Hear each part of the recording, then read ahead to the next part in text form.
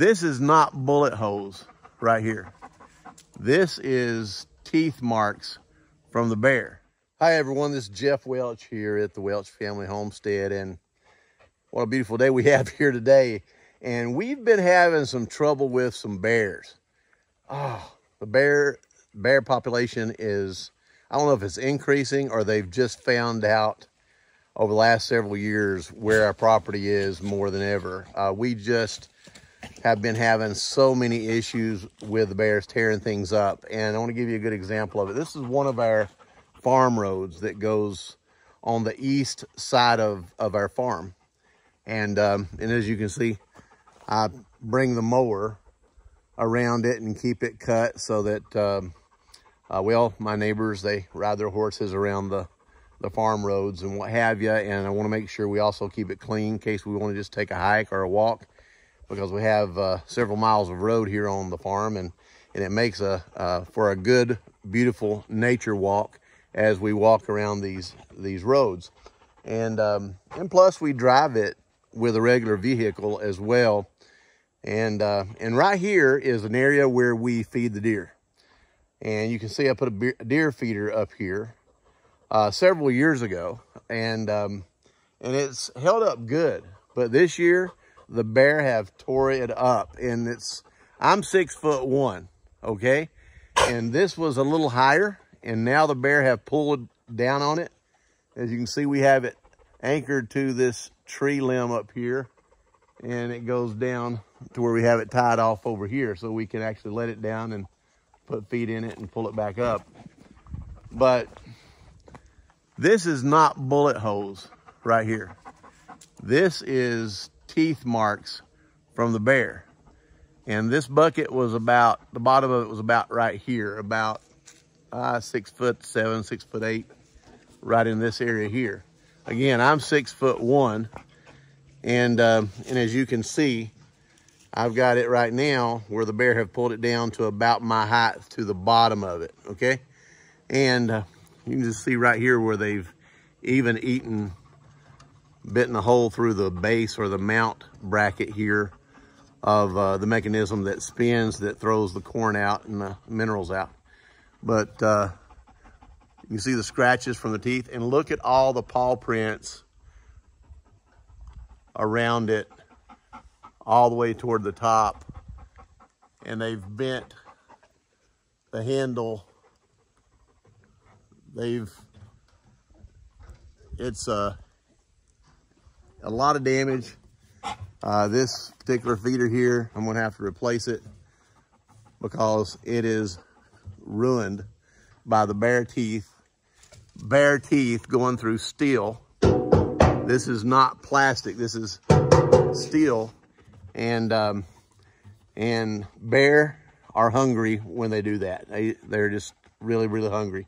Right now, this time of year, this is August, they don't have enough acorns this time of year. The acorns are not what I call ripe for harvest yet.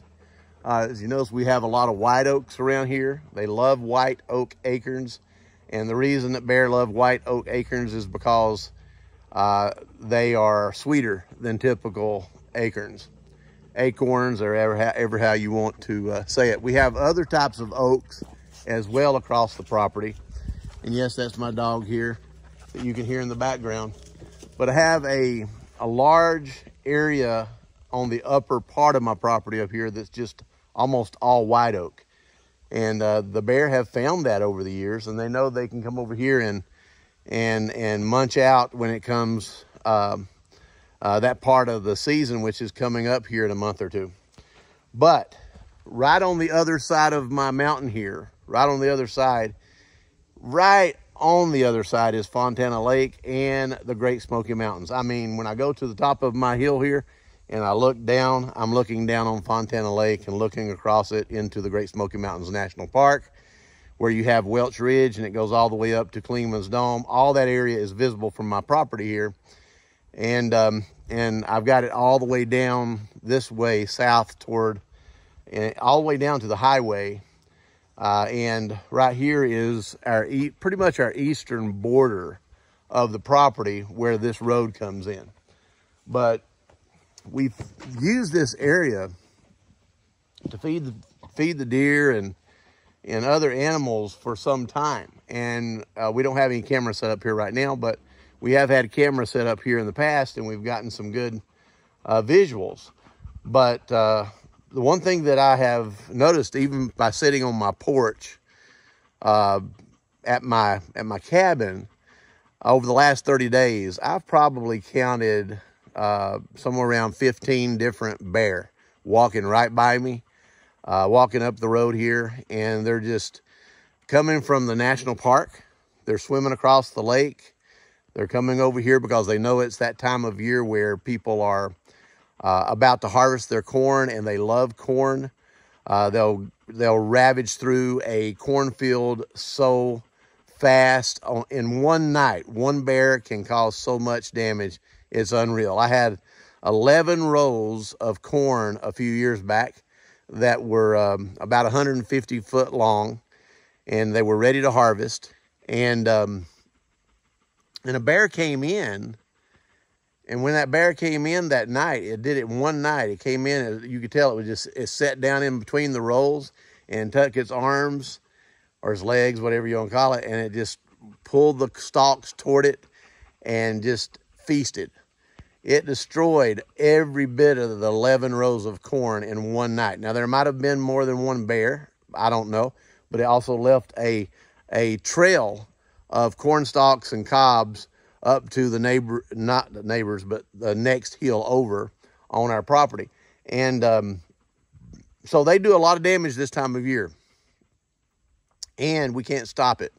There's no possible way to stop it. And but I will give you a hint here. I want to give you some advice. Bears are normally docile, and they normally won't bother you.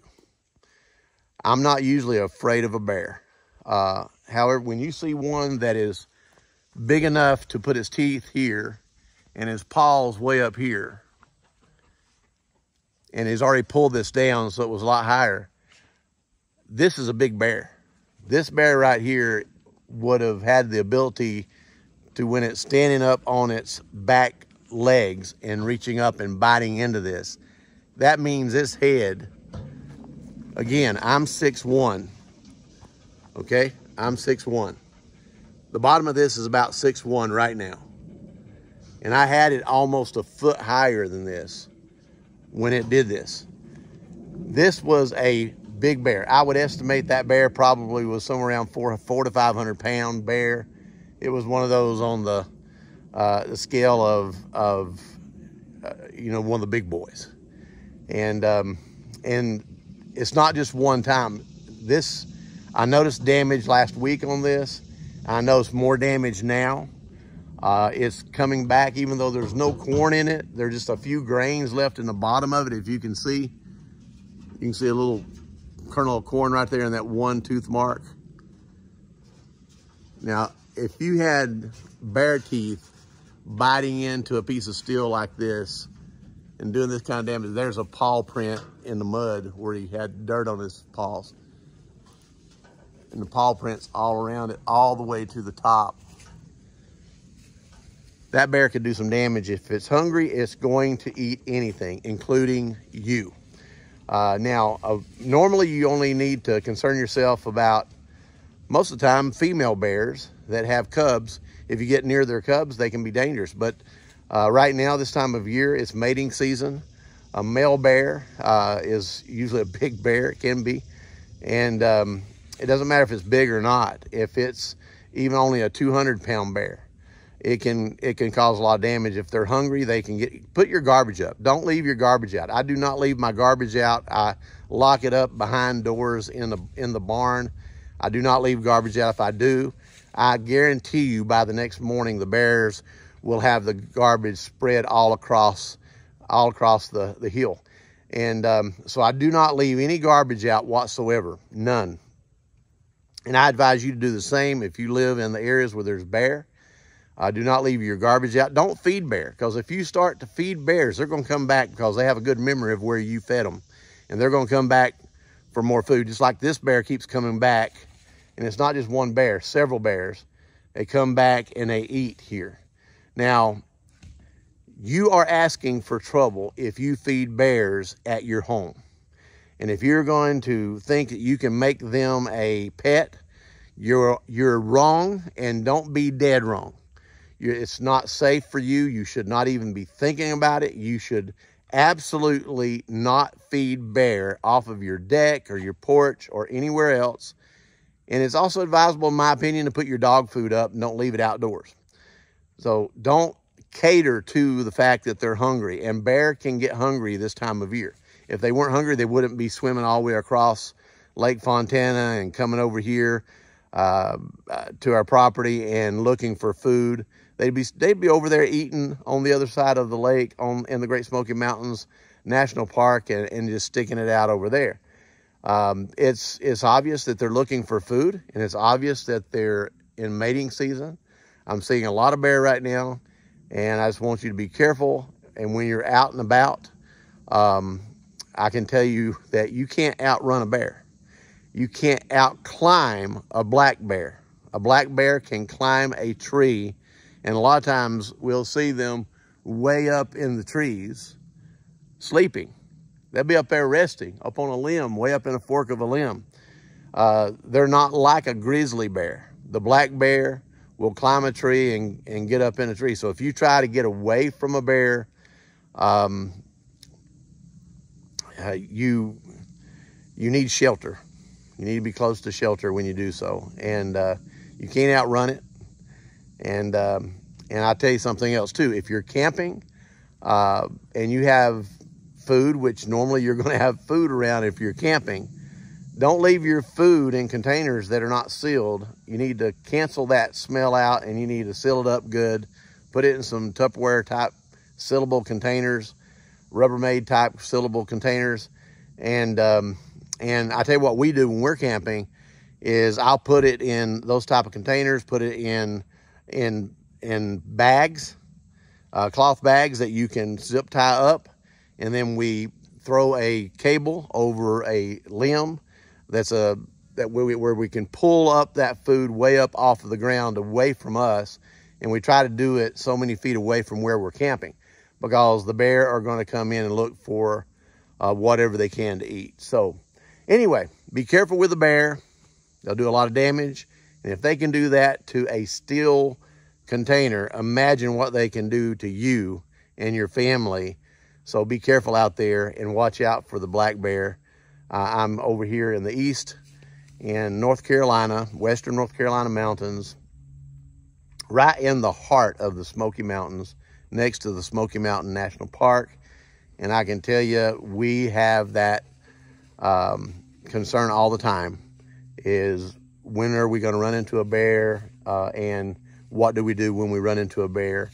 And we have evidence of them. We see them all the time, and we experience their damage of what they do all the time. But most of the time, thankfully, we don't have to worry about it. So we try to be wise, and we try to work around it and try to have good practices to maintain our safety in regards to the black bear, and let them enjoy nature, and we enjoy nature ourselves. And they are part of nature. So anyway, look at my dog here. He is over here digging.